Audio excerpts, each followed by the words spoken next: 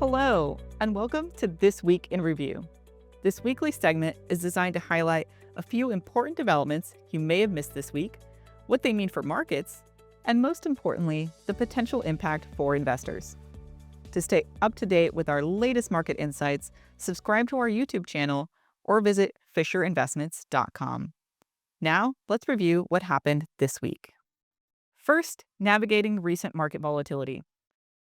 This week, global markets have been anything but calm.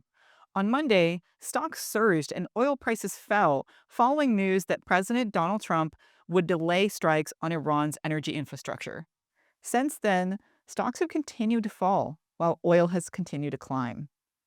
As of filming, the S&P 500 is nearing that negative 10% line, commonly thought of as a correction. But amidst the flurry of headlines and market reactions, investors are wondering, how should they respond to the volatility? The answer is far less exciting than you'd think.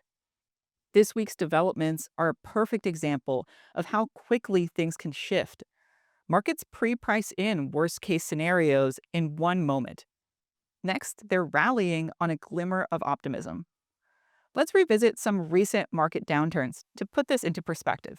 Last year, stocks declined roughly 19% in just 6 weeks as markets rapidly priced in worst-case scenarios from President Donald Trump's tariff announcements.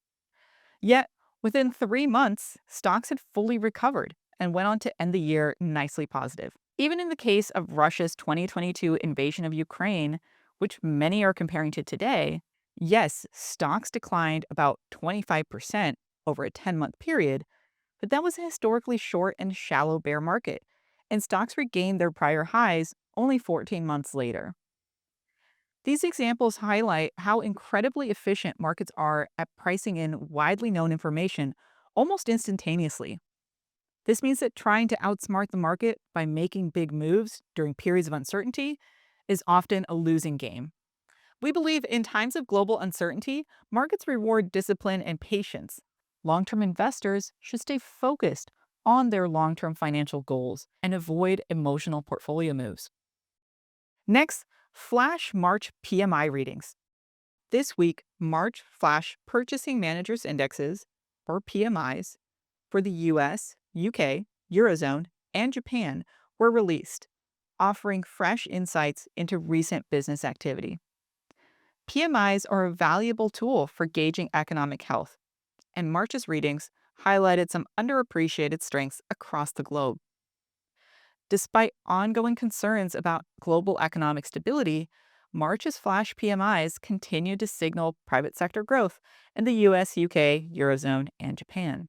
Composite PMIs across all 4 regions remained in expansionary territory, with readings above 50 signaling growth. Notably, the Eurozone manufacturing PMI jumped to 51.4, beating expectations and marking the strongest growth in 3 years. However, manufacturing in the UK and Eurozone reported lengthening supplier delivery times, reflecting supply chain disruptions caused by the war in Iran. The key takeaways for investors isn't about the absolute PMI values or even the rate of change. It's about how reality measures up against expectations. And right now, the global economy is showing greater resilience than many anticipated, even in the face of significant headwinds. For investors, PMIs provide a snapshot of business activity and a reminder of the underestimated strength of businesses and the global economy. This resilience suggests that the bull market still has room to run, even if there are occasional bumps along the way. Finally, gold's recent sell-off. Gold is often seen as a safe haven asset during times of stress. But as we noted in a recent Market Minder article, this year has shown that even perceived safe investments can act unpredictably. Despite ongoing fears surrounding global conflicts and inflation, gold prices have fallen sharply in recent months. After peaking around $5,400 per troy ounce at the end of January, gold has fallen about 18%. This decline is counterintuitive to what many investors expect during periods of geopolitical uncertainty and inflationary pressures. So what's driving this paradox? The answer lies in the conflicting forces at play. While inflation fears typically boost gold prices, They also lead to expectations of higher interest rates. Since gold doesn't pay interest or dividends, rising rate expectations make it less attractive. Ultimately, that can drag its price down.